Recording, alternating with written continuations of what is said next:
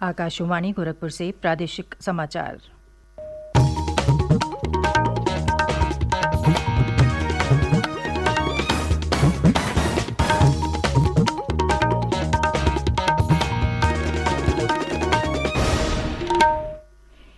नमस्कार। समाचार बुलेटिन के साथ मैं सुकीर्ति अस्थाना। पहले मुख्य समाचार। मुख्यमंत्री योगी आदित्यनाथ आज मेरठ में दिल्ली मेरठ रेल परियोजना रीजनल रैपिड ट्रांजिट सिस्टम का करेंगे निरीक्षण। आजादी का अमृत महोत्सव के अंतर्गत आयोजित होने वाले क्रांति दिवस कार्यक्रम में भी भाग लेंगे।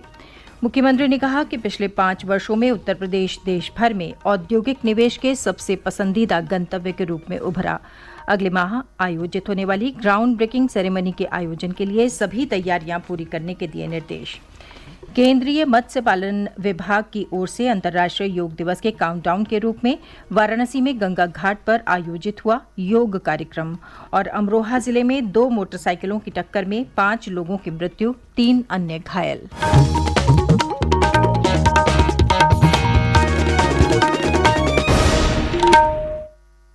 अब समाचार विस्तार से। मुख्यमंत्री योगी आदित्यनाथ आज मेरठ के 1 दिवसीय दौरे पर जाएंगे। श्री योगी दिल्ली से मेरठ को जोड़ने वाली रेल परियोजना रीजनल रैपिड ट्रांजिट सिस्टम का निरीक्षण करेंगे। मुख्यमंत्री इंटीग्रेटेड ट्रैफिक मैनेजमेंट सिस्टम का भी जायजा लेंगे। श्री योगी 66 करोड़ रुपए से अधिक लागत की विकास परियोजनाओं का लोकार्पण और शिलान्यास करेंगे। इसके अलावा वो शहर के विक्टोरिया पार्क में आजादी का अमृत महोत्सव के अंतर्गत और वर्ष 1857 के प्रथम स्वतंत्रता संग्राम की स्मृति में आयोजित होने वाले क्रांति दिवस कार्यक्रम में भी भाग लेंगे। मुख्यमंत्री योगी आदित्यनाथ ने कहा कि प्रधानमंत्री नरेंद्र मोदी के मार्गदर्शन में उत्तर प्रदेश पिछले 5 वर्षों में देश भर में औद्योगिक निवेश के सबसे पसंदीदा गंतव्य के रूप में उभरा है। उन्होंने कहा कि कारोबार में सुगमता सूचकांक में प्रदेश 14वें स्थान से आज दूसरे स्थान पर पहुंच चुका है। उन्होंने कहा कि अब हमारा लक्ष्य इस सूचकांक में प्रथम स्थान पर आने का है। श्री योगी ने कल लखनऊ में उच्च अधिकारियों के साथ एक समीक्षा बैठक में कहा कि प्रदेश में निवेश लगातार बढ़ रहा है।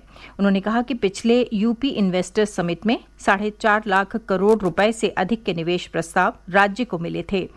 इनमें से 3 लाख करोड़ रुपए से अधिक के प्रस्ताव आज धरातल पर साकार हो रहे हैं। मुख्यमंत्री ने अगले माह आयोजित होने वाले प्रदेश के तीसरे ग्राउंड ब्रेकिंग सेरेमनी के आयोजन के लिए सभी तैयारियां पूरी करने के निर्देश दिए हैं। उन्होंने कहा कि ये आयोजन नए भारत के नए उत्तर प्रदेश की आकांक्षाओं को उड़ान देने वाला होगा। मुख्यमंत्री योगी आदित्यनाथ ने कहा कि लोगों को आसानी से स्वास्थ्य सुविधाएं उपलब्ध कराने में जन आरोग्य मेले सार्थक सिद्ध हो रहे हैं। उन्होंने कहा कि अब तक प्रदेश में 43 मेलों का आयोजन हो चुका है, जिनमें 1 करोड़ से अधिक लोगों ने विभिन्न स्वास्थ्य सुविधाओं का लाभ लिया है। लखनऊ में कल उच्च अधिकारियों के साथ बैठक में मुख्यमंत्री ने कहा कि पिछले रविवार को 1,21,000 से अधिक लोगों ने आरोग्य मेलों का लाभ उठाया। मुख्यमंत्री ने कहा कि प्राथमिक स्वास्थ्य केंद्रों पर प्रत्येक रविवार को आयोजित होने वाले आरोग्य मेलों में अधिक से अधिक लोगों को लाभान्वित कराया जाए।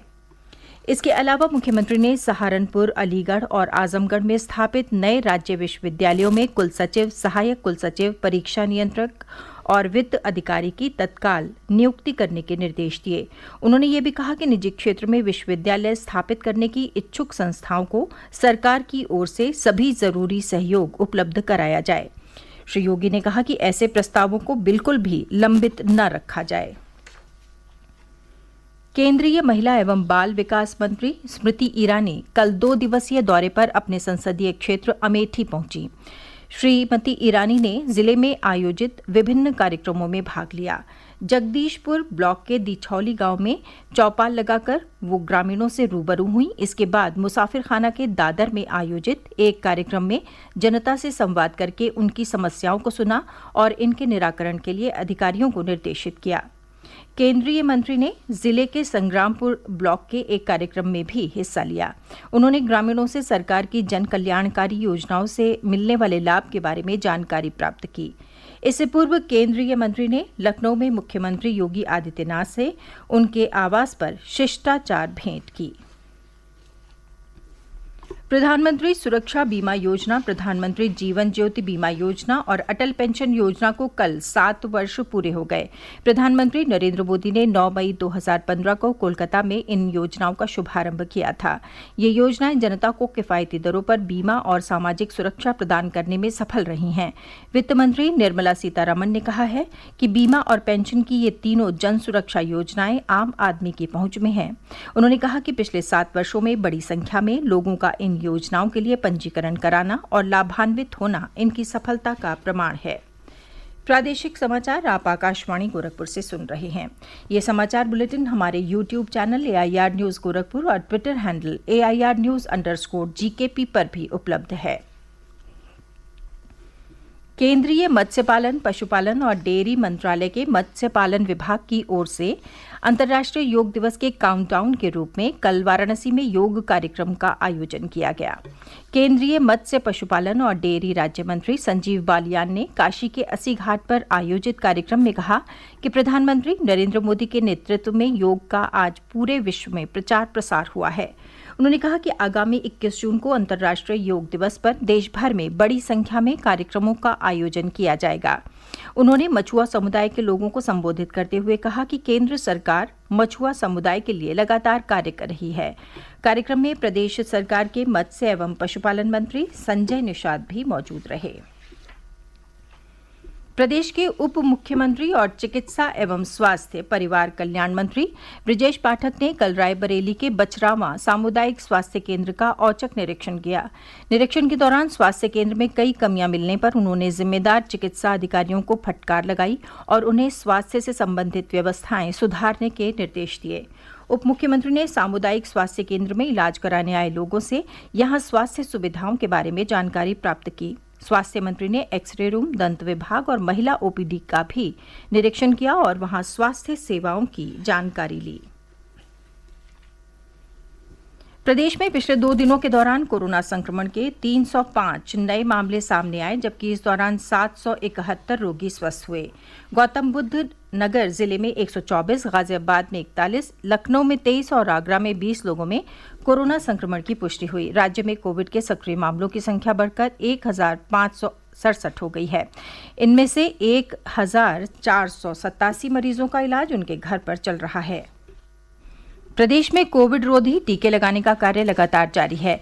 अब तक 31 करोड़ 76 लाख से अधिक टीके लगाए जा चुके हैं। 18 वर्ष से अधिक आयु के सभी पात्र लोगों को पहली डोज लगाई गई है, जबकि 89% को टीके की दोनों डोज लगाई जा चुकी हैं।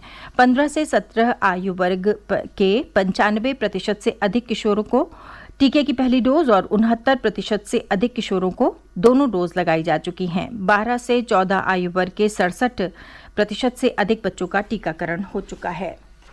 अमरोहा जिले में बीती रात तेज रफ्तार 2 मोटरसाइकिलों की आमने सामने से टक्कर में 5 लोगों की मृत्यु हो गई और 3 अन्य घायल हो गए। दुर्घटना जनपद के थाना आदमपुर क्षेत्र के रहरा गमा मार्ग पर हुई। पुलिस ने बताया कि एक मोटरसाइकिल पर 6 लोग सवार थे और शादी समारोह से लौट रहे थे, जबकि दूसरी मोटरसाइकिल पर 2 लोग सवार थे। मृतकों में से 4 एक ही गांव मुरैठा के निवासी थे, जबकि एक अन्य हसनपुर का रहने वाला था। पूर्वी उत्तर प्रदेश में आगामी शुक्रवार तक लोगों को भीषण गर्मी से राहत मिलना जारी रहेगी। मौसम विभाग के पूर्वानुमान के अनुसार 13 मई तक प्रदेश के पूर्वी हिस्से के 1 या 2 स्थानों पर गरज चमक के साथ हल्की वर्षा हो सकती है। अधिकतम तापमान 40 डिग्री सेल्सियस से नीचे बना रहेगा। न्यूनतम तापमान 27 डिग्री के आसपास रहने की संभावना है। वहीं पश्चिमी उत्तर प्रदेश में मौसम शुष्क बना रहेगा। बांदा जिले में कल एंटी करप्शन की टीम ने सदर तहसील के एक राजस्व निरीक्षक को रंगे हाथों घूस लेते गिरफ्तार कर लिया। अंत में मुख्य समाचार एक बार फिर। मुख्यमंत्री योगी आदित्यनाथ आज मेरठ में दिल्ली मेरठ रेल परियोजना रीजनल रैपिड ट्रांजिट सिस्टम का निरीक्षण करेंगे। आजादी का अमृत महोत्सव के अंतर्गत आयोजित होने वाले क्रांति दिवस कार्यक्रम में भी भाग लेंगे। मुख्यमंत्री ने कहा, पिछले 5 वर्षों में उत्तर प्रदेश देश भर में औद्योगिक निवेश के सबसे पसंदीदा गंतव्य के रूप में उभरा। अगले माह होने वाली ग्राउंड ब्रेकिंग सेरेमनी के आयोजन के लिए सभी तैयारियां पूरी करने के दिए निर्देश। केंद्रीय मत्स्य पालन विभाग की ओर से अंतर्राष्ट्रीय योग दिवस के काउंटडाउन के रूप में वाराणसी में गंगा घाट पर आयोजित हुआ योग कार्यक्रम। और अमरोहा जिले में 2 मोटरसाइकिलों की टक्कर में 5 लोगों की मृत्यु, 3 अन्य घायल। इसके साथ ही समाचार बुलेटिन समाप्त हुआ। नमस्कार।